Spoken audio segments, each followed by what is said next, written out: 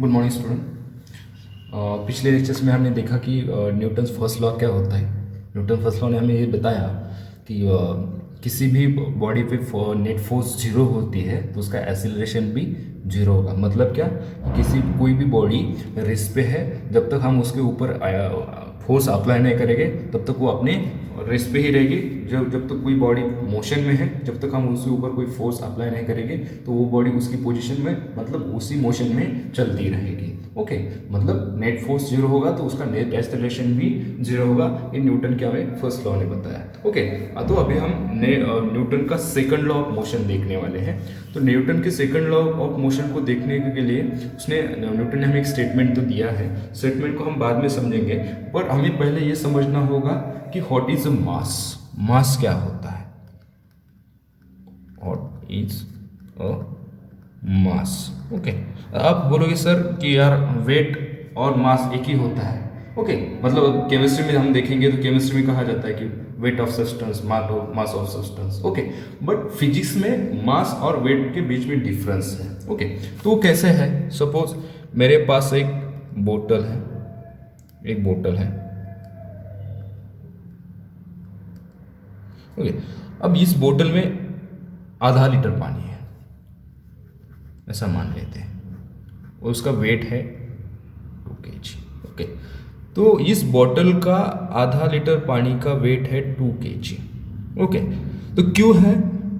किसकी वजह से है? उसके अंदर जो इंग्रेडिएंट्स है, जो वाटर है, उसकी वजह से उसको क्या मिला है? वेट मिला है। मतलब इस वाटर ने उसके ऊपर क्या किया? ये है उस बोतल के अंदर का मास। तो उस मास ने उसके ऊपर इस जो बॉटल है, उस बॉटल के ऊपर क्या किया है?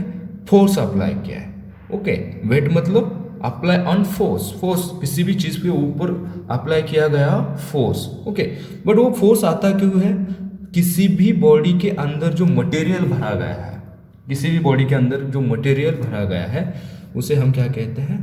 मास। ओके, मतलब कोई बॉडी बिल्डर इंसान रहता है ना, तो हम उसका वेट देखते हैं या उसके ऐसे डोले शोले देखते हैं, जो बहुत बड़े उसके ऐसे डोले शोले होते हैं, वो बहुत मजबूत दिखता है। हम तो वो क्या, उसको व्यू देख कर क्या बोलते हैं? यार वो बहुत तगड़ा है, उसका मास बहुत अच्छा है। ओके, क्यों देखते हैं?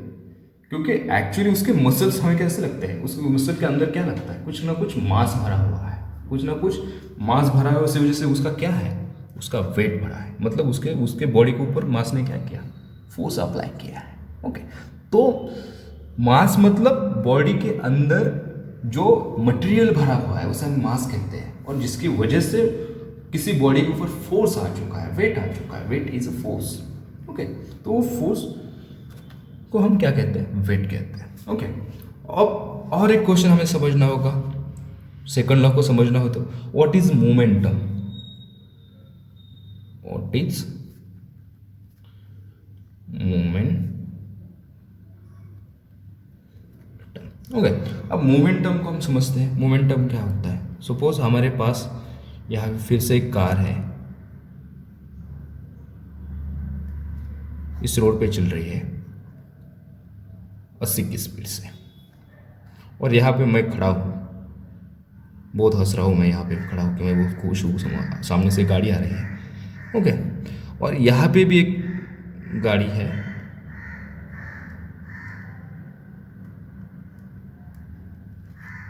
वो उस रोड पे चल रही है। यहीं पे कोई और बंदा है, मेरा दोस्त है। ओके, और इसका स्पीड है 40। ओके, अब मुझे ये बता दो कि किस बॉडी का ये गाड़ी मुझे आके टकराती है, ये गाड़ी मुझे आके टकराती है तो, और ये गाड़ी इसको आके टकराती है, तो दोनों में से किस गाड़ी का इम्पैक्ट मेरे बॉडी पे या मेरे फ्रेंड के बॉडी पे ज़्यादा पड़ेगा? किसके पड़ेगा? आप आसानी से कह दो कि जिसका स्पीड ज़्यादा है, जिसकी वेलोसिटी ज़्यादा है, उसका इम्पैक्ट कितना होगा? ज़्यादा होगा। मोमेंटम क्या है? मोमेंटम मतलब क्या कि जिसकी वेलोसिटी ज़्यादा होगी, जिसकी वेलोसिटी हाई है, उसका मूवमेंट क्या होगा? ज़्यादा होगा। मतलब उसकी इसकी इम्पैक्ट करने की क्या होगी? जो ताकत है, उसका फोर्स है, उसके ऊपर, इस बॉडी के ऊपर लगने वाला जो फोर्स है वो क्या होगा? ज़्यादा होगा। और अभी यही बॉडी है, सिर्फ ये गाड़ी चल रही है 40 के उसकी स्पीड पे, तो इसका इम्पैक्ट कैसा होगा, उसका जो अप्लाई इसकी बॉडी के ऊपर उसका फोर्स होगा थोड़ा सा क्या होगा, कम होगा। ओके, और एक एग्जांपल लेते हैं हम यहीं पे। सपोज ये एक कार है, वो ऐसे जा रही है, यहाँ पे एक ट्रक है। ओके, एक ट्रक चल रहा है यहाँ पे, ये एक ट्रक है। अब ये भी 40 से चल रहा है, दोनों 40 से चल रहा है, मैं एक यहाँ पे खड़ा हूँ। अब मुझे बता दो यहाँ पे किसका इम्पैक्ट ज़्यादा पड़ेगा, किस बॉडी का, इस बॉडी के ऊपर किस गाड़ी का इम्पैक्ट ज़्यादा पड़ेगा। दोनों का ही स्पीड ज़्यादा है, तो यहाँ पे सबसे ज़्यादा इम्पैक्ट किसका पड़ेगा, ट्रक का पड़ेगा। क्यों पड़ेगा, इसका मास इस गाड़ी से ज़्यादा है। जब मास ज़्यादा होगा तो इम्पैक्ट भी ज़्यादा होगा। इसे हम क्या कहते हैं, मोमेंटम कहते हैं। उसे हम क्या कहते हैं, मोमेंटम कहते हैं। ओके, तो जिस बॉडी मोमेंटम को आपको सब ध्यान में रखना है, तो यही ध्यान में रखना है कि वेलोसिटी जिसकी हाई होगी उसका मोमेंटम हाई होगा, ज़्यादा होगा। जिसकी वेलोसिटी ज़्यादा उसका मोमेंटम भी ज़्यादा होगा, उनका इम्पैक्ट भी बॉडी पे लगने वाला पड़ने वाला इम्पैक्ट भी ज़्यादा होगा। ओके, सो अभी चलते हैं हम न्यूटन के सेकंड लॉ ऑफ मोशन पे, न्यूटन के सेकंड लॉ ऑफ मोशन पे।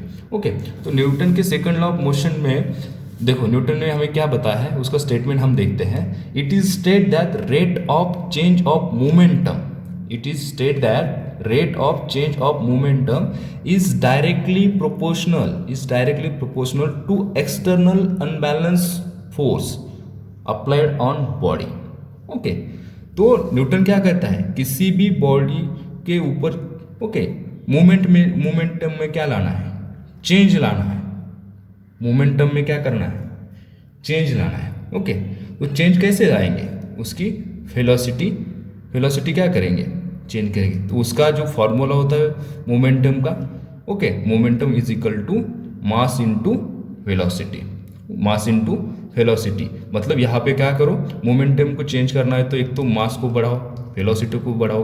तो मास को बढ़ाओ, वेलोसिटी को कम कर दो, या दोनों को बढ़ाओ, दोनों को कम कर दो।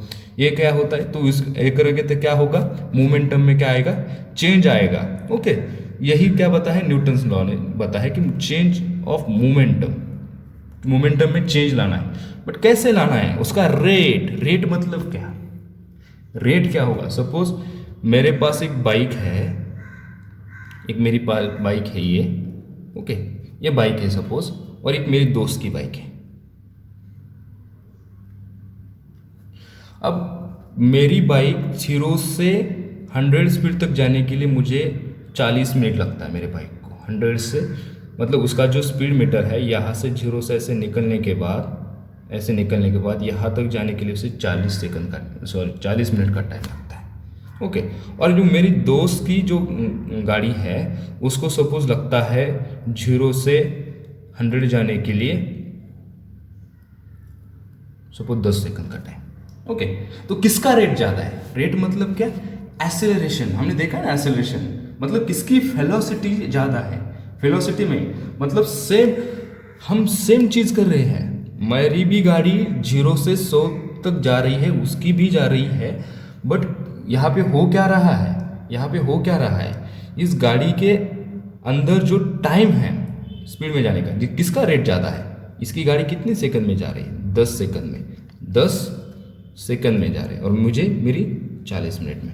मतलब किसका इम्पैक्ट ज़्यादा होगा, किसका मोमेंटम जल्दी चेंज होगा, किसका रेट ज़्यादा है। रेट मतलब कि कितने कम टाइम में हम ज़्यादा इम्पैक्ट करेंगे, कितने कम टाइम में ज़्यादा हम मोमेंटम करेंगे, उसे क्या कहते हैं, रेट कहते हैं। ओके, तो it is state that rate of change of momentum मतलब रेट कम रेट में ज़्यादा मोमेंटम होगा, कम रेट में क्या होगा, ज़्यादा मोमेंटम होगा। Is directly proportional to external unbalance force. Okay, मतलब डायरेक्टली प्रोपोर्शनल मतलब क्या, डायरेक्टली प्रोपोर्शनल मतलब हम क्या कह सकते हैं उसको, तो डायरेक्टली प्रोपोर्शनल मतलब किसी भी बॉडी पे डायरेक्टली डिपेंड होना।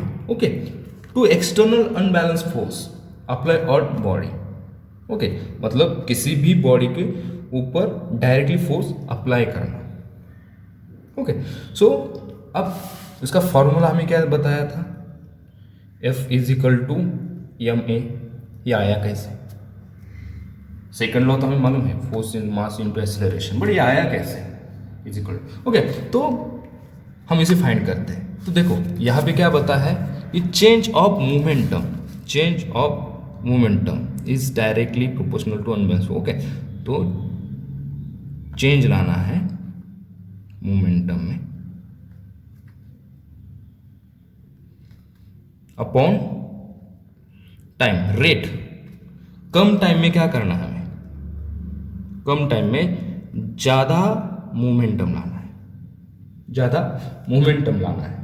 ओके, तो न्यूटन ने क्या किया, मोमेंटम कैसे चेंज होता है हमें मालूम है, m इंटू फी।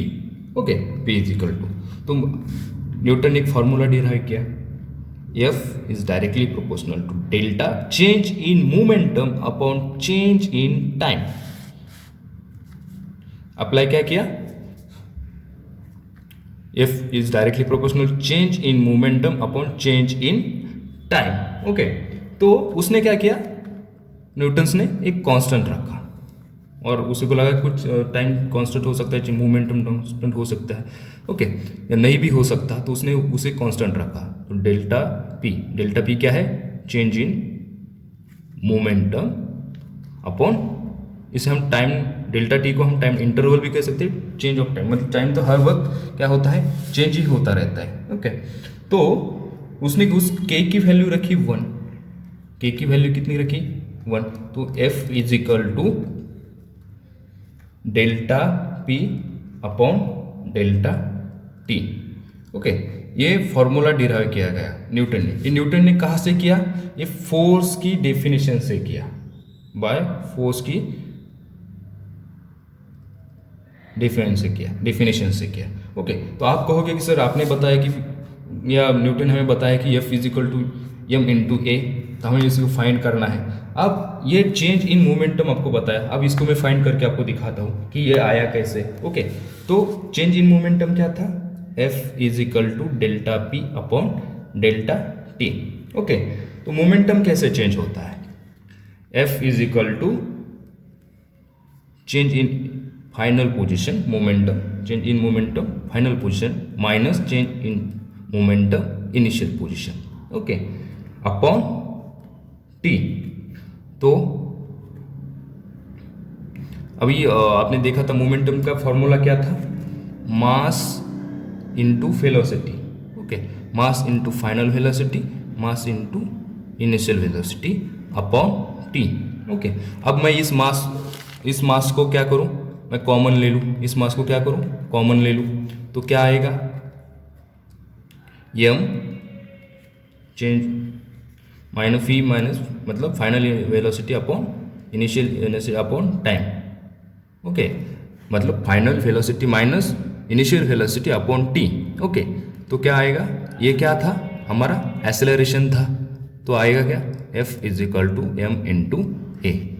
हुआ fine, F into a, that is the second law motion. मतलब किसी भी बॉडी के ऊपर चेंज, मोमेंटम में चेंज लाना है तो उसका रेट क्या होगा, ज़्यादा होना चाहिए। ओके, सॉरी, उसका रेट कम होना चाहिए और कम रेट में हमें ज़्यादा मोमेंटम लाना है। ओके, मैं आपको एक एग्जांपल यहाँ पे बता देता हूँ, एक एग्जांपल आपको मैं बता देता हूँ। सपोज यहाँ पे एक बिल्डिंग पे एक लड़का खड़ा है और ये यहाँ से गिर गया, यहाँ से वो गिर गया, तो इसकी वेलोसिटी यहाँ पे 2 होगी, यहाँ से वो 4 होगी, यहाँ से उसकी सपोज 8 होगी। अभी यहाँ पे बढ़ गया है और मैं यहाँ पे उसकी 8 है और वो यहाँ से आके यहाँ इस सरफेस पे टकरा गया, तो यहाँ से वो जितना फास्ट मोमेंटम उसका चेंज हो रहा था, यहाँ आके क्या हुआ, 0 हो गया। उसको टाइम कितना लगा, 1 सेकंड। इतनी वेलोसिटी को यहाँ से आने को उसको 2 मिनट लगे सपोज, बट इस वेलोसिटी को 0 करने के लिए कितना टाइम लगा, कुछ सेकंड्स लगे। 1 सेकंड में वो पूरा का पूरा उसका स्पीड, उसका जो मोमेंटम था वो 0 हो गया। क्यों हो गया, कितने टाइम में, बहुत कम टाइम में। क्या हुआ, इसके ऊपर क्या किया, सरफेस ने फोर्स अप्लाई किया, जितनी वो स्पीड से आ रहा था उससे ज़्यादा स्पीड, या सॉरी फोर्स क्या किया, इस सरफेस ने अप्लाई किया इसके ऊपर। ओके, यही है second law of motion, Newton का सेकंड लॉ ऑफ मोशन। चलो, थैंक यू सो मच।